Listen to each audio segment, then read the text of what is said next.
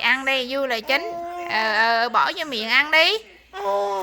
Bỏ vô miệng ăn đi. Nhanh lên. Nè, ở vô miệng ăn nè. Đó, liếm nè, đó. Cầm cái tay, múc vô. Vui là chính nữa.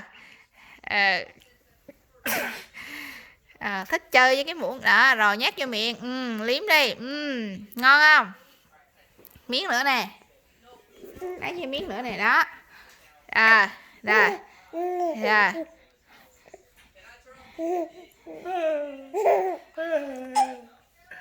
Cái gì không có chỗ đó chừa luôn, chỗ đây cũng chét được thế. Đó, bà ngoại thấy ăn giỏi chưa? Đó, chơi là chính thôi, ăn là phụ. Liếm liếm đi.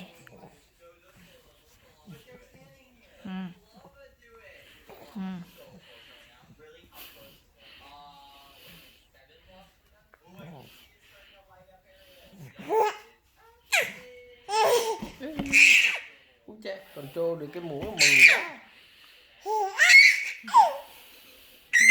Người ta thì học control stop, con vậy cần control cái muỗng thôi là đã là thành công mỹ mãn rồi. Ok, good.